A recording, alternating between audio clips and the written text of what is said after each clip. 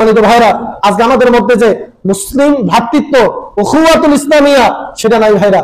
দেখেন সাহাবায়ে কেরামের মধ্যে এই উখওয়াতুল ইসলামিয়া কি ছিল, নবী করিম সাল্লাল্লাহু আলাইহি সাল্লামের মধ্যে কি ছিল ভাইরা। দেখেন আল্লাহর পয়গম্বর নিজেকে কখনো প্রাধান্য দেন নাই, আরেকজনের প্রাধান্য দিয়েছেন, আরেকজনের কষ্টের পাশে দাঁড়িয়েছেন, আরেকজনের কষ্ট লাঘব করেছেন। সেই নবীর উম্মত আমরা, সেই সুন্নাত থেকে আমরা দূরে সরে এসেছি। হযরত সাহাল ইবনে সাদ রাদিয়াল্লাহু তাআলা আনহু তিনি হাদিসটি বর্ণনা করেছেন যে একবার এক মহিলা নবী করিম সাল্লাল্লাহু আলাইহি সাল্লামের কাছে এসে একটা কাপড় হাদিয়া দিল, কারুকাজ করা সুন্দর একটা কাপড়। নবী করিম সাল্লাল্লাহু আলাইহি সাল্লাম সেটাকে তিনি পরিধান করলেন। এরপরে ঘর থেকে যখন বেরিয়ে আসলেন, লক্ষ্য করে দেখলেন আরেকজন ব্যক্তি আল্লাহর পয়গম্বরের ওই কাপড়টা দেখার পরে ঈর্ষান্বিত হয়ে গেল। আল্লাহ নবী সাল্লাল্লাহু আলাইহি সাল্লামকে বললেন, ইয়া রাসূলুল্লাহ, আপনার যদি এই কাপড়টা আমাকে দিতেন তাহলে ভালো হতো। নবী করিম সাল্লাল্লাহু আলাইহি সাল্লাম ঘরের ভিতরে গেলেন, আরেকটা কাপড় পরিধান করে সেই কাপড়টাকে ভালো করে সুন্দর করে ভাঁজ করে সেই ব্যক্তির হাতে তুলে দিলেন। সুবহানাল্লাহ বলবেন না? ভাইরা আমরা একটু চিন্তা করেন তো, একজন হাদিয়া দিয়েছে, সেইটা আবার আরেকজনের দিয়ে দিল। এই দৃশ্য দেখার পরে আরেক ব্যক্তি সেই ব্যক্তিকে তিরস্কার করে বলল, এই তুমি করলে কি?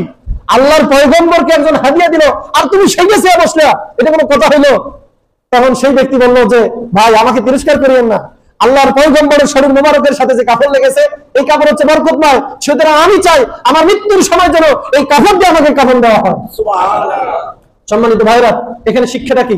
নবী করিম সাল্লাল্লাহু আলাইহি সাল্লাম নিজেকে প্রাধান্য দেন নাই, আরেকজনের কষ্টটাকে প্রাধান্য দিয়েছেন।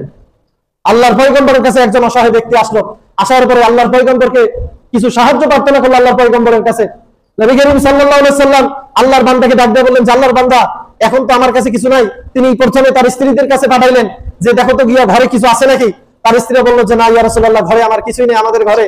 এক পর্যায়ে আল্লাহর পয়গম্বর সেই ব্যক্তিকে বললেন, আল্লাহর বান্দা, এখন তো আমার কাছে কোনো কিছু নেই, আমি তোমাকে দিতে পারতেছি না, তবে হ্যাঁ তুমি যদি কারো কাছে পাও তাহলে কিছু ঋণ নাও, তাহলে তুমি বলিও যে মুহাম্মদ সাল্লাল্লাহু আলাইহি সাল্লাম আমাকে ঋণ দিতে বলছে, তিনি তোমার এই ঋণটা পরিশোধ করবেন।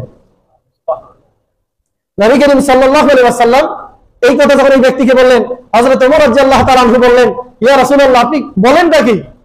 আল্লাহ তো আপনাকে নির্দেশ দেয় না যে আপনি সাধ্যের বাইরে কোনো কাজ করবেন, আপনার কাছে নাই, দিবেন কোত্থেকে? এখন আরেকজনের ঋণের বোঝা আপনি আবার কাঁধের মধ্যে নেবেন। হযরত ওমর রাদিয়াল্লাহু তাআলা আনহু বললেন, ইয়া রাসূলুল্লাহ, আল্লাহ তো আপনাকে এই নির্দেশ দেন নাই যে আপনি সাধ্যের বাইরে গিয়ে কোনো কাজ করবেন। হযরত ওমর রাদিয়াল্লাহু তাআলা এই কথাটা আল্লাহর পয়গম্বর সেদিন পছন্দ করেন নাই।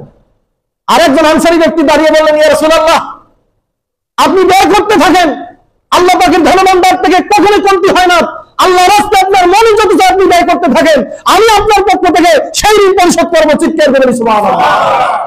সম্মানিত ভাইরা, নবী করিম সাল্লাল্লাহু আলাইহি সাল্লাম সেদিন সে আনসারী ব্যক্তির কথাটা এত পছন্দ করেছেন, এতই পছন্দ করেছেন যেটা বলাই বাহুল্য। সম্মানিত ভাইরা, আজকে মুসলমানদের মধ্যে সেই চরিত্র নাই। একজন মুসলমান আরেকজন মুসলমানকে যে সাহায্য করবে, সহযোগিতা করবে, সেই বৈশিষ্ট্য আজকে আমাদের মধ্যে নাই। আমাদের সমাজে একটা বহুল প্রচলিত একটা ঘটনা